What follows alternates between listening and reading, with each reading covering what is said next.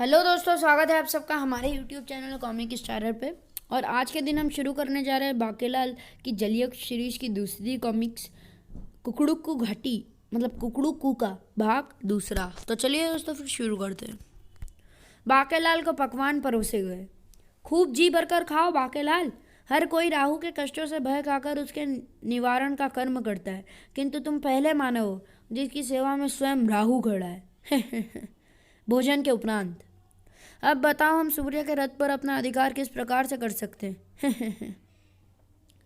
मैंने पौराणिक ग्रंथों में पढ़ा है कि सूर्य रथ के आगे 60,000 अग्नि तप सैनिक ताप रथ की सुरक्षा में चलते हैं।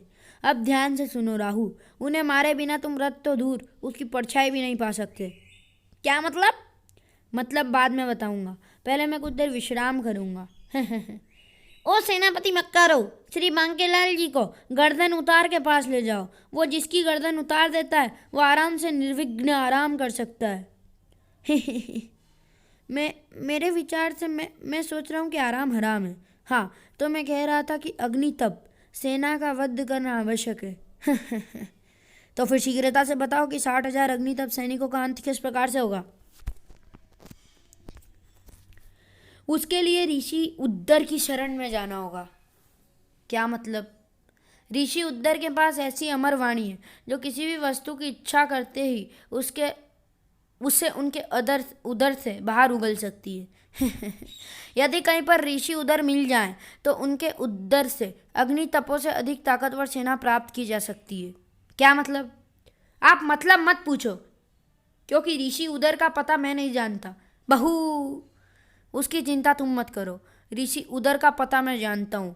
वो पंचवटी तारे पर तपस्या करते हैं।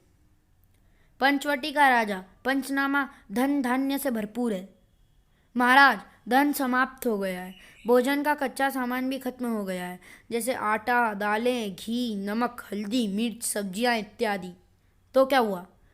चलो ऋषि उदर के पास, महीने भर का सामान भरवा लेते हैं।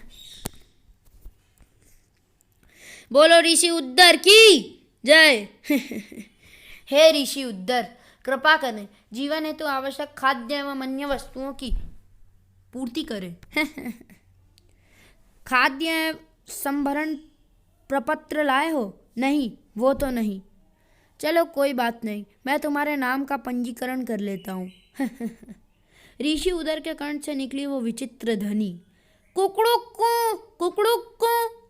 इसी के साथ ऋषि उदर का मुंह गुफा के समान खुल गया और वाह, आटा, तेल, नमक, दालें, सब सामान ऋषि उदर के मुंह से बाहर आ रहे हैं। सारा सामान घोड़ा गाड़ियों में भर लो। और कुछ चाहिए? हाँ ऋषिवर, मेरी प्रजा को एवं मुझे भी नए वस्त्रों की आवश्यकता है। कुकड़ुक्कू। निकास वाणी के साथ ही ऋषि उदर का मुंह पुनः खुल गया और नए वस्त्र ऋषि के उदर से बाहर आ रहे हैं। एकत्रित कर लो, राजसी वस्त्रों को एक तरफ छांट लेना। और कुछ? हे ऋषि उदर, पिछले सप्ताह कई घोड़े दमघोटू नामक रावक से मर गए और घोड़ों की आवश्यकता है। और फिर हिनन, लो, घोड़े भी मिल गए। राजा पंचनामा के वहां से जाते ही बाकेलाल के साथ वहां आ पहुंचा राहु। वो रहा पंचवटी तारा। और वो रहे ऋषि उदर। कहते हैं इनके उदर में पूरे ब्रह्मांड की आवश्यक वस्तुएं समाई हैं। राहु और बाकेलाल ऋषि उदर के निकट पहुंचे। हे ऋषिवर, कृपया इच्छा पूर्ण करें। इच्छा मुंह से बोलो। हमें 1,20,000 शक्तिशाली सैनिकों की सेना की आवश्यकता है, जो सैनिकों का मुकाबला करने में सक्षम हो। खाद्य एवं संभरण पत्र लाए हो? नहीं, वो तो नहीं। कोई बात नहीं, मैं तुम्हारे नाम का भी पंजीकरण कर लेता हूँ। हैं। ऋषि उदर ने कुकड़ुक्कू की बांग दी और इसी के साथ उनका मुंह गुफा के समान खुल गया। सैनिक ऋषि उदर के मुख के रास्ते से बाहर आ रहे। ही। शीघ्र ही 1,20,000 सैनिक ऋषि उदर के मुख से बाहर आ गए। और कुछ? ही। नहीं, अभी तो इतना ही बहुत है। ही। बाकेलाल, अब बताओ कि आगे क्या करना है। अब तो सूर्य पर आक्रमण ही करना है। पहले ये बताओ कि इन सैनिकों को सूर्य तक लेकर कैसे जाओगे। मेरे रथ पर 1 लाख तो क्या, 10 लाख सैनिक भी सवार हो सकते हैं। ही। तो फिर चलो सूर्य पर आक्रमण करने। ही। अब उनका रथ छीनने से हमें कोई नहीं रोक सकता है। राहु सूर्य भगवान पर आक्रमण करने जा रहा है। अब क्या होगा? यदि सूर्य भगवान के रथ पर राहु का अधिकार हो गया तो ब्रह्मांड पर संकट टूट पड़ेगा। सूर्य भगवान को इस संकट से बचाने का एक ही उपाय है, ऋषि मुर्ग। हमें तुरंत उनके पास जाना होगा। राहु अपनी विशाल सेना के साथ सूर्य के पास पहुंचा। हम सूर्य के निकट पहुंच चुके हैं। आहा हा, जो भी हमारे मार्ग में आए अपना आकार बढ़ाकर उसका सिर धड़ से जुदा कर देना। किंतु सूर्य हमें जला तो नहीं डालेगा। सूर्य राहु का कुछ भी नहीं बिगाड़ सकता। सूर्यदेव राहु नामक संकट को भांप चुके थे। सावधान सेनापति तोपे, राहु दुगनी सेना लेकर मुझ पर आक्रमण करने आ रहा है। राहु, हाँ, और उसके साथ ये तो बकेलाल है। इसने तो मुझे घड़ा भर जल से अध्या देकर मेरे प्राणों पर आज संकट की रक्षा की थी। बाकेलाल राहु का साथ क्यों दे रहा है? बाहू। सूर्य भगवान और राहु की सेनाओं में भयंकर युद्ध आरंभ हो गया। आगे बढ़ो मेरे बहादुर सैनिकों, रुकना तेरा काम नहीं, चलना तेरी शान। वाह, अब आया मजा। अब सूर्य भगवान को पता चलेगा कि बाघेलाल से पंगा लेने का क्या परिणाम होता है। मुकाबला करो बहू, मारो मारो, आ खचा खचा खचा, आ। राहु और उसकी सेना पर कहर ढाती हुई आगे बढ़ रही थी। तीनों लोग जानते हैं कि राहु जिस पर लग गया वो तो गया काम से। ये राहु तो मुझे संपूर्ण ब्रह्मांड का स्वामी बना सकता है। आह खचा खचा। राहु के रथ की भीषण टक्कर से सूर्यदेव रथ से उछलकर नीचे गिर पड़े। आह टक्कर, ओफो। राहु उछलकर सूर्य के रथ पर सवार हो गया। वो मारा, आ गया सूर्य भगवान का रथ मेरे कब्जे में। ही। हा। क्यों रे सूर्य, आप कैसे बचेगा तू राहु के खड़क से? ये क्या, मैंने तो केवल सूर्य के रथ छीनने को कहा था। ये तो सूर्य के प्राण लेने पर आमदा है। बाकेलाल ने राहु को सावधान किया। महान राहु, ऐसा अनर्थ मत करना, अन्यथा संपूर्ण ब्रह्मांड अंधकार में डूब जाएगा। किंतु राहु का खड़क तो सूर्य पर तन चुका था। अपने इष्ट देव का स्मरण कर और अंतिम बार इस ब्रह्मांड के दर्शन कर रहे सूर्य। ही। किंतु इससे पूर्व की राहु का खड़क सूर्य भगवान की गर्दन पर चल पाता। गड़प, अरे ये कौन है? मैं हूँ ऋषि मुर्ग। अब कर तेजोमय भगवान सूर्य का अंत कमबख्त। ऋषि मुर्ग द्वारा सूर्य भगवान को उद्ध्वस्त करते ही संपूर्ण ब्रह्मांड में अंधकार छा गया। अरे बाप रे, हर और अंधकार छा गया है। देवताओं में खलबली मच गई। अंधकार अंधकार, अनर्थ। क्या हुआ? ये क्या हुआ? कैसे हुआ? कब हुआ? क्यों हुआ? ही बहू। सूर्य भगवान आकाश में कहीं पर दृष्टिगोचर नहीं हो रहे। ची। और नारद जी कैसे हो? उल्लू और चमगादड़ उड़ते हुए दिखाई पड़ रहे हैं। अर्थात हर और रात्रि ही रात्रि है। तो सूर्य भगवान कहाँ गए? उन्हें ऋषि मुर्ग उद्ध्वस्त कर गए। वो देखो, ऋषि मुर्ग अपने दड़बे में जा रहे हैं। अब क्या होगा? अनर्थ। ऋषि मुर्ग द्वारा उद्ध्वस्त की गई कोई भी वस्तु या प्राणी पुनः उनके उदर से बाहर नहीं आ सकती। चल उड़ जा रहे पंछी, अब ये देश हुआ बेगाना। हे इंद्र, ये सारी शरारत पृथ्वीवासी बाकेलाल की है, जिसने राहु को ऐसी मति दी है कि सूर्य के प्राणों पर बन आई। उनके प्राणों की रक्षा के लिए ऋषि मुर्ग ने सूर्य को उद्ध्वस्त कर लिया है। तब तो ऋषि मुर्ग निर्दोष हैं। अग्नि देवता क्रोधित हो उठे। मैं दुष्ट बाकेलाल को भस्म कर दूंगा।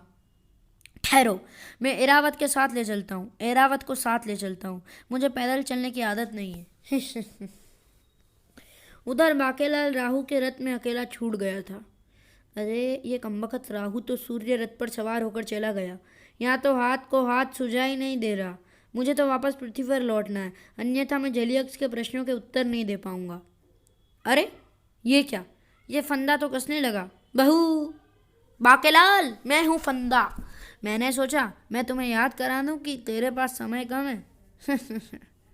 तभी क्रोधित देवताओं ने उसे चहुं ओर से घेर लिया। दुष्ट बाकेलाल, तुझे जीवित रहने का कोई अधिकार नहीं है, मैं तुझे भस्म करता हूँ। गुर्र! नहीं, ठहरो, मैंने तो राहु से अपने प्राण बचाने के लिए ऐसा किया था, तो अब हमसे अपने प्राण बचाने के लिए तुम क्या करोगे दुष्टनाथ? चलाऊं क्या वज्र? गुर्र! नहीं, कृपया पहले मेरी बात तो सुन लो इंद्र भगवान। बहू, तेरी बात में सुनेंगे। पहले यह बता कि सूर्य देव को ऋषि मुर्ग के उदर से किस प्रकार स्वतंत्र कराएं, अन्यथा तेरे प्राण गए समझ। तेरे कारण संपूर्ण ब्रह्मांड में त्राही त्राही मची है। वो तो बहुत सरल है।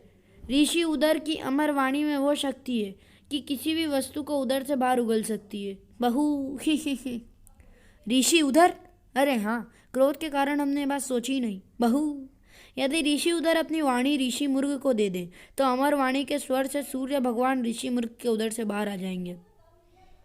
सभी देवता बाकेलाल को साथ लेकर ऋषि उदर के पास पहुंचे और उन्हें सारा वृत्तांत कह सुनाया। तब ब्रह्मांड की रक्षा हेतु मैं ये कार्य करने को तैयार हूँ, मुझे ऋषि मुर्ग के पास ले चलो।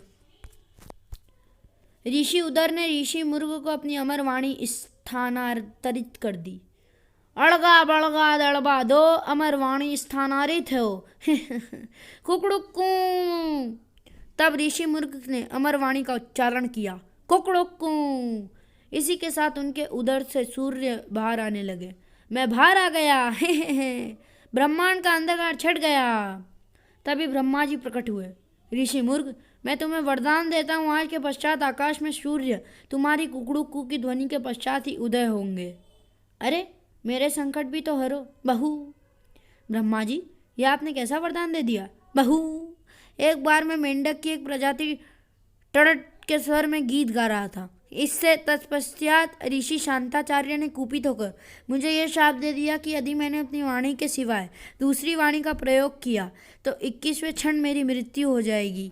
बहू, अब 21वें क्षण मेरी मृत्यु हो जाएगी तो फिर आपके वरदान का क्या होगा? एते पंगा पे गया ई।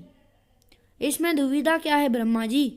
आप तो सृष्टि के रचना करता है, एक ऐसा प्राणी उत्पन्न करें जिसे कुकड़ुक्कू की वाणी प्राप्त हो।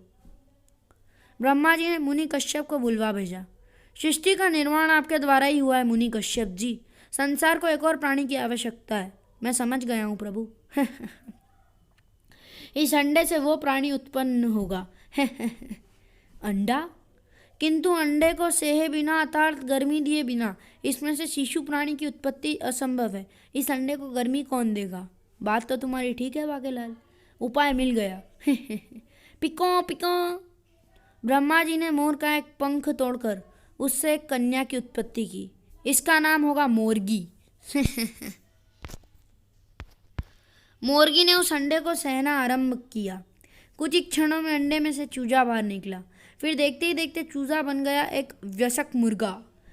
ऋषि मुर्ग ने उसे अपनी वाणी देकर 21वें क्षण अपना प्राण त्याग दिए। आह, अच्छा, तो अब हम चलते हैं। कुकड़ुक्कू। तभी वहाँ प्रकट हुए सूर्य। बाकेलाल, तुम्हारा बहुत बहुत धन्यवाद। राहु जब मेरा रथ लेकर भाग रहा था तो उस समय टूट योग चल रहा था, जिसके कारण रथ का पहिया टूट गया और राहु की टांग टूट गई। यदि मैं रथ पर सवार होता तो यह हादसा मेरे साथ होता। तुम्हारे कारण मैं इस हादसे से ही बच गया। किंतु रथ की पहिया तो लगा हुआ है। हाँ, मेरे पास दूसरा पहिया था, उससे काम चल गया। चलो, संकट टल गया। वत्स बाकेलाल, तुम्हारे कारण संपूर्ण ब्रह्मांड का भला हुआ है। हम तुम्हें वरदान देते हैं कि तुम जिस उद्देश्य से यहाँ आए हो वो पूर्ण हो, अर्थात तुम्हें तुम्हारे प्रश्न का उत्तर अवश्य मिले। अब तुम पृथ्वी को कूच करो। अरे मगर रुकिए तो, सुनिए तो दूसरी क्षण बाकेलाल ने स्वयं को पृथ्वी पर उसी सरोवर के सम्मुख पाया। बहू, मैं तो भगवान से एक साथ सभी प्रश्नों के उत्तर लेने के चक्कर में था। अरे, मैं तो कुकड़ुक्कू घाटी से यहाँ आ गया। तब, हे जलयक्ष, मुझे पापड़ का झापड़ मिल गया है, कृपया प्रकट होवे। जलयक्ष प्रकट हुए। झापड़ क्या है वत्स? झापड़ है पहले अंडा हुआ, फिर अंडे में से निकली मुर्गी। सही झापड़। बाकेलाल, अगला पापड़ है कि कुत्ते की टेढ़ी पूंछ सीधी क्यों नहीं होती? तो क्या बाकेलाल दे सकेगा जलयक्ष के इस प्रश्न का उत्तर? यदि हाँ, तो कैसे? प्रतीक्षा कीजिए अगले अंक टेढ़ी पूंछ का। समाप्त।